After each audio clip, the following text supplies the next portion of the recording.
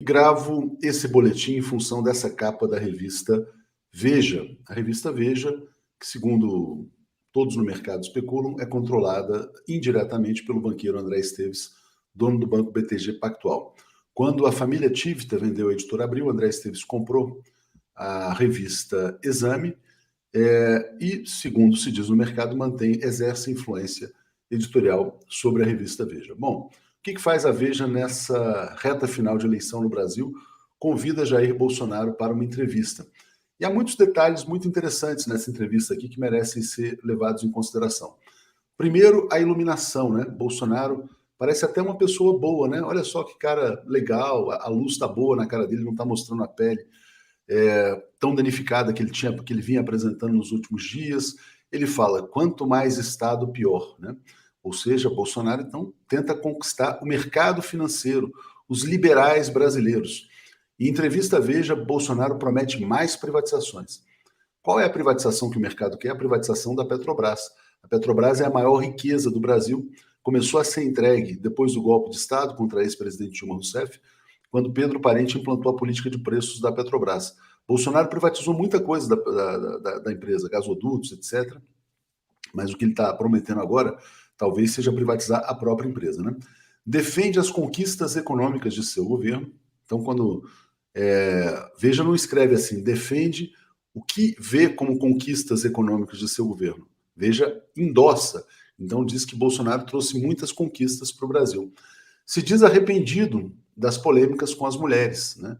Então, Bolsonaro vira até um cara que não é mais um agressor de mulheres, não é mais um cara que chama a Simone Tebet e a Soraya Tronic de estepe e não sei o que foi o outro adjetivo usado, não fala mais que a filha foi uma fraquejada, né? E não fala mais que não estupra a deputada Maria do Rosário porque ela não merece, né?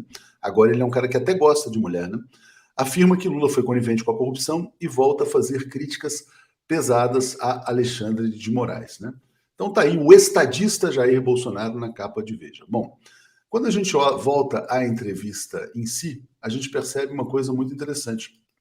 O que está em jogo ali? Né? O que está em jogo, na verdade, de um lado, pressionar o ex-presidente Lula para que ele faça mais e mais concessões ao mercado financeiro. Né? Por exemplo, que ele entregue rapidamente o ministro da Economia, que é a grande demanda que eles têm. Que Lula mantenha, talvez, a política de preços da Petrobras. Né? Então, o que é essa política de preços? Os preços são corrigidos quase que diariamente em função da taxa de câmbio e em função da cotação internacional. O Brasil perde a capacidade de formar os preços da Petrobras, tendo uma empresa, os preços dos combustíveis, tendo uma empresa integrada, como o Brasil tinha no passado, com refinaria, produção, refino, né? Aliás, com exploração, refino e distribuição. Então, é o esquartejamento, a venda total de tudo. Muitas pessoas dizem que o Bolsonaro provoca asco em certos setores da sociedade brasileira. É verdade, mas o Bolsonaro também desperta a cobiça de muita gente. Se o Bolsonaro conseguir efetivamente privatizar a Petrobras, que é o plano do segundo mandato, o Brasil vai perder suas perspectivas de desenvolvimento. O Brasil não terá energia barata para o seu crescimento, muito embora o Brasil tenha feito a maior descoberta de petróleo dos últimos anos. O Brasil será condenado ao subdesenvolvimento. Mas isso não significa que algumas pessoas não possam ganhar muito dinheiro, mais do que já tem. Os bilionários poderão ficar multibilionários.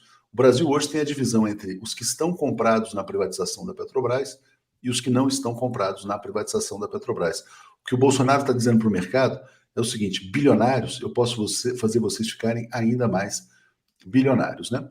E aqui tem essa frase chave que Veja destaca com um olho gigantesco e ele fala: no passado fui estatizante, votei contra reformas, mas a gente evolui, se aperfeiçoa. Hoje penso diferente, sou um liberal e o livre mercado nos ajudou a superar a questão da pandemia. Parece até que ele enfrentou a pandemia, né? Chega a ser cômico se não fosse trágico o que acontece no Brasil de hoje, né? Bom, uma ala importante dos economistas brasileiros, aqueles do Plano Real, apoiam o ex-presidente Lula de maneira incondicional. Quero aqui, então, elogiar Pedro Malan, Armínio Fraga, André Lara Rezende, Pércio Arida, Edmar Baixa, economistas que estão dizendo basicamente o seguinte: a privatização da Petrobras não vale uma ditadura. A privatização da Petrobras não vale atirar o Brasil no colo do fascismo. É isso que está acontecendo, gente. E aqui do outro lado o mercado está dizendo: vem com a gente aqui, que esse cara vai entregar tudo. mas não vai ter mais futuro o Brasil. Quem se importa com o futuro? Né? O que importa é ganhar muita grana hoje para gastar amanhã. Né? Então é assim que algumas pessoas estão fazendo, é assim que algumas pessoas estão trabalhando. E eu quis fazer esse alerta porque achei essa entrevista extremamente sintomática, o que mostra que há uma movimentação das classes dominantes, da burguesia no Brasil, em direção a Bolsonaro. Assim como há uma movimentação também de certos setores da elite em direção ao Lula, né? Há uma disputa, há uma disputa. E o Lula, sabiamente, está dizendo, primeiro eu tenho que ganhar a eleição, depois eu anuncio o meu ministério.